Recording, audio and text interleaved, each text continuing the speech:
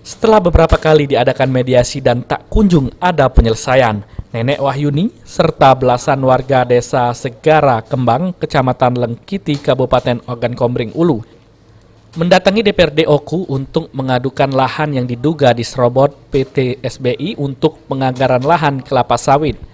Tak tanggung-tanggung, lebih kurang 27 hektar lahan telah digusur pihak PT SBI yang sebelumnya dikelola Nenek Wahyuni dan warga lainnya. Di hadapan para wakil rakyat yang juga dihadiri pihak PT SBI, nenek ini hanya berkaca-kaca setelah kebun hasil keringatnya sendiri telah dikuasai oleh PT tersebut secara sepihak. Keringat bukan hak milik, bukan waris.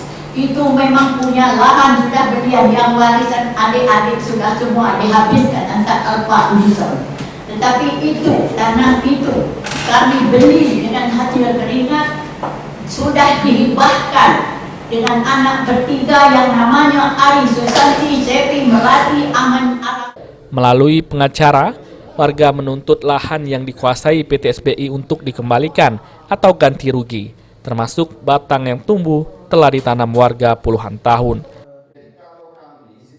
Masalah ini menuntut lahan yang sudah dikuasai oleh PT SBI secara tidak ada etikat baik, dan kami mengadu kepada DPR agar masalah ini bisa ada solusi mengerucut, karena 3 lahan tersebut sudah dikuasai secara fisik.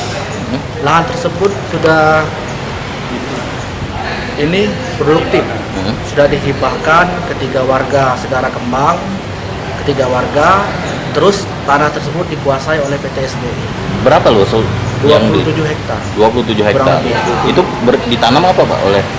Kopi, karet, cempaka, duren, termasuk duren juga.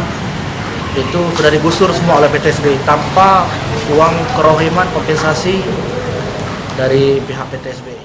Sementara itu, pihak PT SBI sendiri saat coba dikonfirmasi enggan berkomentar dan langsung meninggalkan wartawan. Ada pos kami, jadi kami belum bisa lagi Pak ya. Nggak hasil dari maksudnya tuntutan warga ini Nanti Pak, komen dulu Pak. Oh.